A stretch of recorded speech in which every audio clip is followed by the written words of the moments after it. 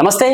మల్కాజ్గిరి రాజకీయాలు ఒక్కసారిగా వేడెక్కాయి. అసలు మల్కాజ్గిరిలో కాంగ్రెస్ పార్టీ నాయకులు ఎవరైతే ఉన్నారో వాళ్ళు కార్పొరేటర్ల పైన, మల్కాజ్గిరి కార్పొరేటర్ల పైన దాడి చేశారని చెప్పేసి కూడా వార్తలు వస్తా ఉన్నాయి. అసలు ఎవరిపైన దాడి జరిగింది, అసలు ఇక్కడ ఏం జరుగుతుంది? ఎందుకంటే ప్రతి సవాళ్ళు ఎదుర్కొంటా ఉన్న పరిస్థితి. కాంగ్రెస్ వాళ్ళు బీఆర్ఎస్ పైన, బీఆర్ఎస్ వాళ్ళు కాంగ్రెస్ పైన.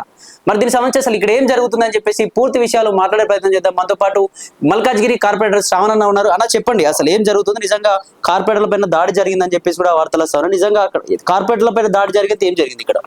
ముందుగా మీకు జై శ్రీరామ్, బోనాల శుభాకాంక్షలు కూడా. ఇక్కడ యాక్చువల్లీ కార్పొరేటర్ల మీద దాడి జరగలేదు, కానీ కార్పొరేటర్ హస్బెండ్ అండ్ మెయిన్గా ఏంటంటే ఇక్కడ ప్రాబ్లము మా చిన్న మీద జరగడం. అదే ఏంటంటే మా రాధంకుల్ ఇక్కడ యాదవ్ సంఘానికి సంబంధించిన పెద్ద మల్కాజ్గిరిలో వాళ్ళ అబ్బాయి, అంటే అన్నయ్య అబ్బాయి, ఆయన యాక్చువల్లీ ఏంటంటే వీళ్ళని కొడుతుంటే ఆ గొడవ అయింది. సరే, కొడుతుంటే స్టాప్ చేయడానికి పోయాడు.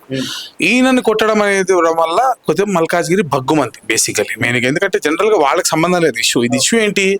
ఇప్పుడు కాంగ్రెస్ పార్టీ టిఆర్ఎస్ పార్టీకి సంబంధించినటువంటి ఒక గొడవ ఇది.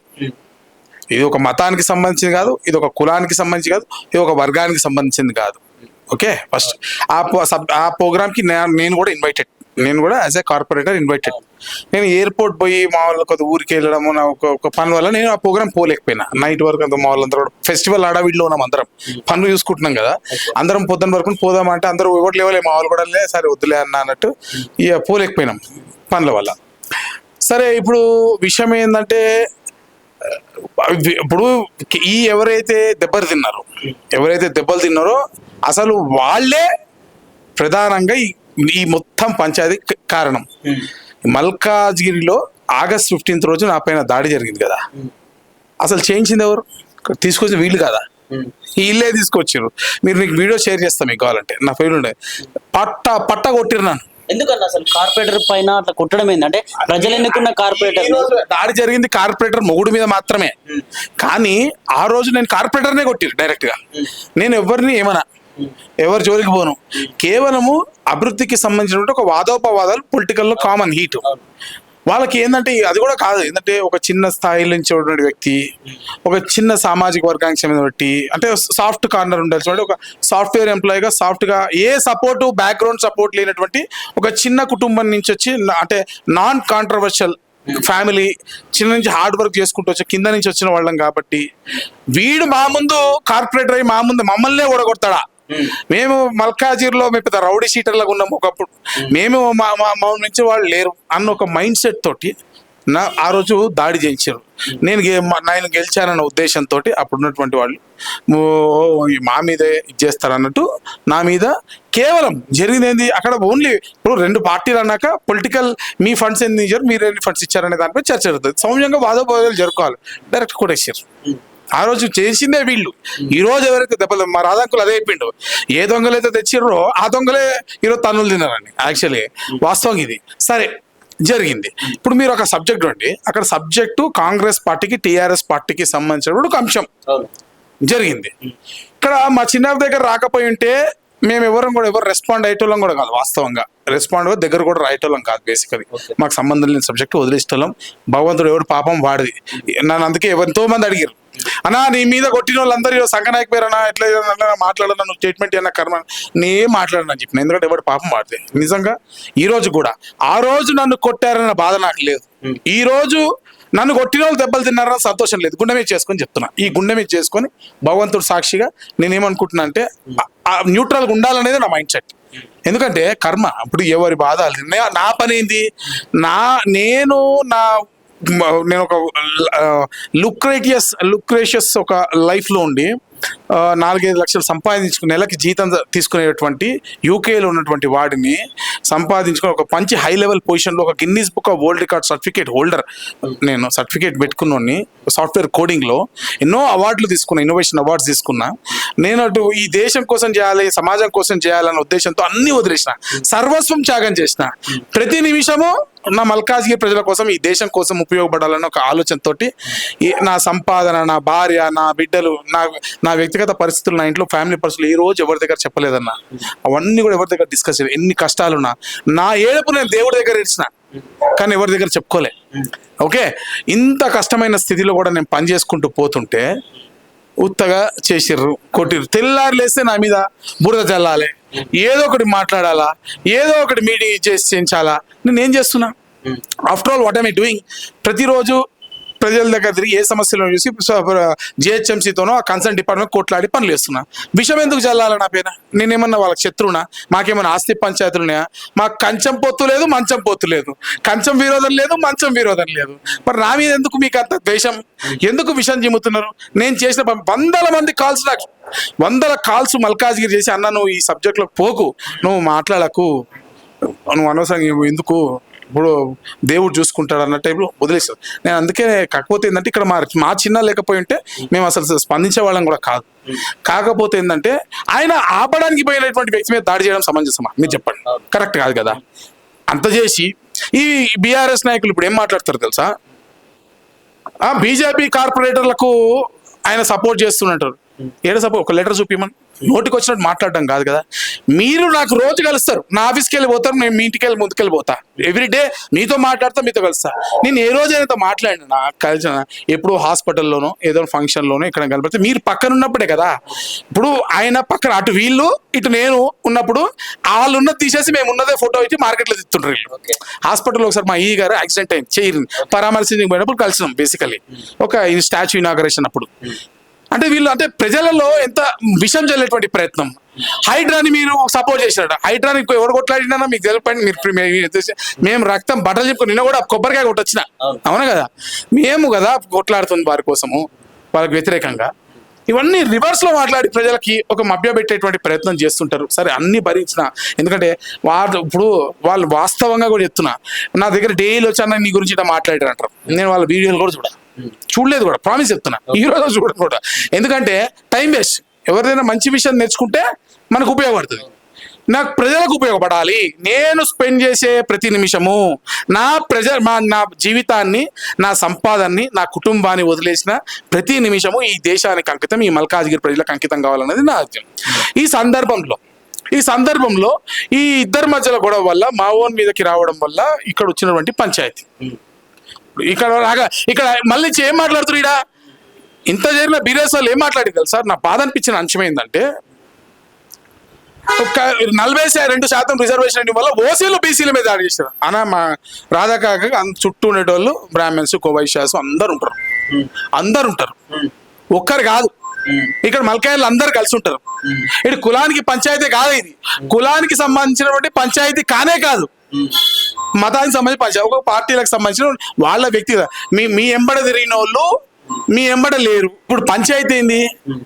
వాళ్ళు కాంగ్రెస్ కి టిఆర్ఎస్ కి మీద పంచాయతీలో ఇప్పుడు వీరెంబడ ఎదురికి డైనమిక్ ఎమ్మెల్యే హనుమంతరావు గారిని పెట్టిర్రు. ఇప్పుడు డైనమిక్ ఎమ్మెల్యే రాజశేఖర రెడ్డి గారిని పెడుతుర్రు. రేపు ఇంకోళ్ళు వస్తారు, డైనమిక్ వారి పేరు పెడతారు. ఓకే, ఇప్పుడు రాజశేఖర రెడ్డి గారి కులం ఫార్వర్డ్ కాస్ట్ కాదా, ఓసీ కాదా? కేసీఆర్ గారి కులం ఓసీ కాదా? ఇప్పుడు కులాల పంచాయతీ ఎందుకు పెట్టాలి మల్కాజ్గిరిలో? ఇది మల్కాజ్గిరి ప్రజల అస్తిత్వానికి సంబంధించిన విషయం. Malkajgiri local versus non local. Yes, we take it as that. Malkajgiri ప్రజలపైనటువంటి దాడిని మనం ఖండించాలా. పార్టీలకు అతీతంగా, కులాలకు అతీతంగా, మతాలకు అతీతంగా మనం ఖండించాలా. ఈ కులం పంచాయతీ ఎక్కడికి వచ్చింది? మాకు ఎక్కడ కులం లేదే, అవునా కదా? యాదవులను శర్మని పిలుస్తారు, శర్మలు యాదవులను పిలుస్తారు. మా దగ్గర అందరూ పేరు బామర్దులను పిలిపించుకుంటారు. ఇప్పుడు ఈ పంచాయతీ కులానికి అంటగడుతున్నారు. మీరు చెప్పండి సార్, మీరే చెప్పండి. న్యాయ బోనాల చెక్కుల పంపిణీలో ప్రోటోకాల్ కి సంబంధించినటువంటి గొడవ, అవునా? ఇది కాంగ్రెస్ కి బీఆర్ఎస్ సంబంధించిన ఒక ప్రోటోకాల్ పంచాయతీ. మావోని కొట్టకపోయి ఉంటే అసలు ఈ పంచాయతీ ఉండేదే కాదు బేసికలీ, అవునా కదా? ఈ పంచాయతీకి కులానికి ఏంటి సంబంధం? ఇది నాకు బాధపడిన అంశం. కాబట్టి ఇప్పటికైనా ఈ మనుషులను చీల్చేటువంటి పని తగ్గించండి. మా అంకుల్ కూడా చెప్పిన అదే, అంకుల్ కూడా ఆయన ఎంబటే మేము 100% as a local person will support him, there is no doubt. కానీ ఈ కులాల పంచాయతీ కాదు ఇది కదా, అది విషయం. కాబట్టి ఇదంతా కూడా ఈ బీఆర్ఎస్ వాళ్ళు ఓవర్ యాక్షన్ ఉంది. సరే, వాళ్ళు ప్రోటోకాల్ ఇష్యూ చేయడం వాళ్ళ తప్పు ఉంది. సరే, as a third person we don't want to comment. మేము ఎప్పటి నుంచి మా స్టాండ్ ఒకటే, మేము కాంగ్రెస్ కి వ్యతిరేకం, బీఆర్ఎస్ కి వ్యతిరేకం. మేము కాంగ్రెస్ అప్పుడు మా పార్టీ మాది, మా జెండా మాది, మా సిద్ధాంతం మాది. మేము భారతీయ జనతా పార్టీ అభ్యర్థి గెలవాలనుకుంటాం, భారతీయ జనతా పార్టీ జెండా నిలబడాలంటాం, హిందువుల మనోభావాలు కాపాడబడాలంటాం, హిందూ సమాజం బాగుపడాలని మాట్లాడేటోళ్ళం. మేము మా స్టాండ్ అదే. మేము పుట్టినప్పుడు చెడ్డీలు వేసుకున్నప్పుడు అదే, ఈ రోజు అదే, మేము చనిపోయేటప్పుడు అదే, మా చివరి శ్వాస వరకు కూడా హిందూ సమాజం కోసం, హిందువుల హక్కుల కోసం పోరాడుతుంటాం మేము తప్ప. ఆల్రెడీ హిందువులు డివైడెడ్ రకరకాల పేర్లతోటి, తమిళోళ్ళు, తెలుగోళ్ళు, తెలంగాణలో ఆంధ్రోళ్ళు, ఇట్లా అనేక రకాలతోటి హిందువులు, అనేక క్రైటీరియాస్ తోటి హిందువులు ఆల్రెడీ డివైడ్ అయిపోయి ఉంటే మళ్ళీ వాళ్ళ కులాల పంచాయతీ తోటి ఏందన్నా కులాల పేరుతోటి డివైడ్ చేయడం అనేది ఎంతవరకు కరెక్ట్? దీన్ని నేను తీవ్రంగా వ్యతిరేకిస్తున్నాను. ఇక్కడ ఏంటంటే చెక్కుల పంపిణీ, మల్కాజ్గిరిలో పెట్టే చెక్కుల పంపిణీ అల్వాల్లో పెట్టడం వల్ల ఈ ఇష్యూ మొదలైందని చెప్పేసి మాట్లాడుతాం. నిజంగా ఇట్లా జరిగిందన్న? అసలు ఎందుకు అట్లా షిఫ్ట్ చేయాలి? వాస్తవంగా అయితే ఇది లాస్ట్ టైం అయితే ఇక్కడే పెట్టిరు, ఈసారి అల్వాల్లో పెట్టిరు. ఎందుకు పెట్టిరని మాకు తెలియదు అంశం. ఎందుకంటే ఇది ఒకటనా, ఇప్పుడు నేను యాజ్ ఏ కార్పొరేటర్ నా పర్సనల్ వ్యూ చెప్తా. నా ఫోకస్ అంతా ఏముంటుంది, నా దగ్గర రోడ్లు, డ్రైనేజ్లు, నాలాలు, ఇది నా డెవలప్మెంట్ యాక్టివిటీస్ ఉంది. ఈ సీఎం రిలీఫ్ ఫండ్ కి లేదా ఈ బోనాలు చాలా రొటీన్ ప్రాసెస్ ఉండే చెక్స్ ఇవి. నేను ఎప్పుడు ఇన్వాల్వ్ గాను, ఎమ్మెల్యే గారిని చేసుకోమంటా, ఎప్పుడు కూడా దాంట్లో ఇంటర్ఫీర్ అని కామెంట్ కూడా చేయను జనరల్గా. ఎందుకంటే అది రొటీన్లో ప్రాసెస్లో వచ్చేవి, ఎవరు ఎమ్మెల్యేగా ఉన్నా కూడా జరిగేటివి అవి. ఇప్పుడు సీఎం రిలీఫ్ ఫండ్ ఉంది అనుకుందాం, సీఎం రిలీఫ్ ఫండ్ మేము ఎంపీ గారికి ఇచ్చినా కూడా నా దగ్గర వచ్చిన వాళ్ళని కూడా నేను ఎమ్మెల్యే గారి దగ్గరికి పంపిస్తా, వాళ్ళే చెక్ ఇచ్చుకుంటారు. అట్లా చాలా మంది ఉన్నారు. ఇదే బీఆర్ఎస్ నాయకులు ఎమ్మెల్యే గారు కలిసి ఫోటో తీసుకొని ఇస్తారు, ఇచ్చుకో, తప్పేం లేదు. అది ప్రోటోకాల్, ఎమ్మెల్యేకి ప్రోటోకాల్ అది. కాబట్టి నేను ఎప్పుడు కూడా దాని గురించి ఆలోచించలే. సరే, బోనాలు చెక్ ప్రోగ్రామ్ అక్కడ ఎందుకు పెట్టారు ఇది నాకు తెలియదు. ఇది వాళ్ళు అధికారులు చెప్పాల్సినటువంటి అంశం. నేను ఎప్పుడు కూడా లాస్ట్ టైం బోనాలు దానికి చెక్లో కూడా నేను పోలే, ఏ సీఎం రిలీఫ్ ఫండ్ చెక్ కూడా నేను పోలే. నా దగ్గర వచ్చినోడికి ఏమైనా మెడికల్ ఎక్స్పెన్సెస్ కావాలా, డైరెక్ట్ పోయి వాళ్ళకి ఫోన్ చేసి చెప్తా, వాళ్ళ పిఏ గారికి లేకపోతే వాళ్ళ ఆఫీస్లో ఎవరికైనా, లేకపోతే అక్కడ మనకు పరిచయం ఉంది మల్కాయ రోజులు ఉంటారు కదా, వాళ్ళకి చెప్పి అన్న ఇలా చేయించండి అని చెప్పి పంపించేస్తా. అంతే తప్ప నేను ఎప్పుడు కూడా దాంట్లో వాళ్ళు చెక్కులు ఇచ్చుకోండి, తప్పేమో ఇచ్చుకోండి అని చెప్తాను. ఎందుకంటే నా పంచాయతీ ఎక్కడ, నేను తెచ్చుకున్న రోడ్డు మాత్రం నేను ఉంటా, మీరు తెచ్చుకోండి, మీరు చేసుకోండి. నేను అంతవరకే లోకల్ డెవలప్మెంట్ యాక్టివిటీస్ వరకే నా కన్ఫైన్మెంట్. ఈ బోనాల చెక్కులు, సీఎం రిలీఫ్ చెక్కులు, గవర్నమెంట్ ఇచ్చే రెగ్యులర్ వచ్చి వాటిలో కూడా మీ ఇచ్చే జీతాల చెక్కులు కూడా నేను వచ్చి పట్టుకోవాల్సిన అవసరం నాకు లేదు కదా.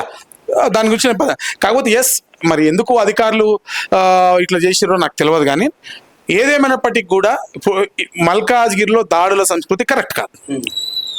మనము అందరితో తప్పులు జరగవచ్చు. ఈ రోజు నుంచి అయినా సరే, ఈ రోజు నుంచి నా అపీల్ ఒకటే, ఏంటంటే let us forget about it. మనం పోరాడేది ఉంటే ఈ దేశ వ్యతిరేకుల మీద పోరాడదాం. మనం పోరాడేది ఉంటే మన ప్రజలని పన్నులు వసూలు చేస్తున్న పనిచేయనటువంటి అధికారులమైన పోరాటం చేద్దాం. పోరాడేది ఉంటే మన హక్కుల గురించి పోరాటం చేద్దాం. పోరాడేది ఉంటే మన పిల్లల భవిష్యత్తు గురించి పోరాటం చేద్దాం. అంతేగాని మనం కొట్టుకుంటే ఏమొస్తుంది? ఈ రోజు కూడా చెప్తున్నా, ఇప్పుడు రాము యాదవ్ దెబ్బలు తగిన కార్పొరేటర్ గారు హస్బెండ్, హానెస్ట్ చెప్తున్నా, గుండె మీద చేసుకొని చెప్తున్నా, I felt her as my sister. ఆమెకి మా కార్పొరేటర్లు అయినప్పుడు వారికి ఐడి కార్డ్స్ ఇస్తారు మాకు. నేను పోయి ఫోన్ చేసి నా ఐడి కార్డ్ తీసుకునేటప్పుడు అక్కడ వాళ్ళది కూడా తను తెచ్చియాలని చెప్పి ఫోన్ చేసి తీసుకొని ఇంటికి పంపించిన. టీఆర్ఎస్ బీజేపీ అని చూడలేదు నేను, మా శ్రీకాంత్ నుంచి పంపించిన. యాక్చువల్లీ ఎందుకు పంపిస్తా, మల్కాయరి ఒక సిస్టర్హుడ్ ఫీలింగ్. నేను అట్లా అనుకోలేదు. కానీ అటువంటి ఆయన నా మీద ఆ రోజు దాడి చేసినప్పుడు నేను ఎంతో బాధపడ్డా, చాలా బాధపడ్డా. ఎందుకంటే బయట వాళ్ళు చేస్తుంటే నేను బాధపడేటోడు కాదు, మనోడు చేసిండు. మీకు వీడియో చూపిస్తా, పట్ట కొట్టిరు మీద పడి, ఎట్లా కొట్టిర్రు ఆ రోజున. సరే, నేను అట్లా అని నన్ను కొట్టిరు కదా, ఈ రోజు వీళ్ళకైతే మంచిగా అయింది. ఈ నీచమైనటువంటి సంస్కృతి నాకు లేదు. సర్వే జన సుఖినో భవంతు, సర్వే సంతు నిరామయ, అందరూ బాగుండాలి, అందులో నేను ఉండాలి. ఆ రోజు నన్ను కొట్టిన వాళ్ళు కూడా బాగుండాలి, ఎవరు కొట్టుకోవద్దు, ప్రశాంతంగా ఉండాలి, మానవ జాతి బాగుపడాలి, అందరి డెవలప్మెంట్ జరగాలి. ఇదే నా పిలుపు, ఇదే నా వాయిస్. మల్కాజ్గిరిలో గొడవ జరుగుతూ ఉంటే మెదక్ ఎమ్మెల్యే అయినటువంటి మైనంపల్లి రోహిత్ కి ఏం సంబంధం? ఇక్కడికి వచ్చి కార్ పైన కూర్చోండి, రండి చూసుకుందాం అని చెప్పి ప్రతి సవాల్ విసరడం ఎందుకు? అసలు మల్కాజ్గిరికి మెదక్ ఎమ్మెల్యేకి సంబంధం ఏంటి అసలు? అది ఒకటి జరిగింది వాస్తవంగా. ఇప్పుడు నేను వీటి మీద కామెంట్ చేశాను అనుకోండి సార్, నా రెస్పాన్సిబిలిటీ ఏంటి? మల్కాజ్గిరి కార్పొరేటర్, మల్కాజ్గిరిలో ప్రధానమైనటువంటి దేవాలయాలు ఉన్నాయి. ఇప్పుడు ఈ పండగని ప్రశాంతంగా నడిపించడం నా ప్రధానమైనటువంటి బాధ్యత. అందుకే నేను ఆచి తూచి వర్డ్ కూడా చెప్పాల్సిన పరిస్థితి ఉంది నాకు, ఎందుకంటే నాకు బాధ్యత ఉంది ఇక్కడ. మల్కాజ్గిరి ప్రజలందరినీ కూడా సేఫ్టీ చూడాల్సిన బాధ్యత నాకు ఉంది కదా. సరే, జరిగిన మిస్టేక్స్ అటు సైడ్ జరిగి ఉండొచ్చు, ఇటు సైడ్ ఇటే జరిగి ఉండొచ్చు. నేనేమంటున్నా అంటే, జరిగింది పక్కన పడేద్దాం. రోడ్డు మీద బ్లాక్ చేయడము ఎవరికి నచ్చలేదు,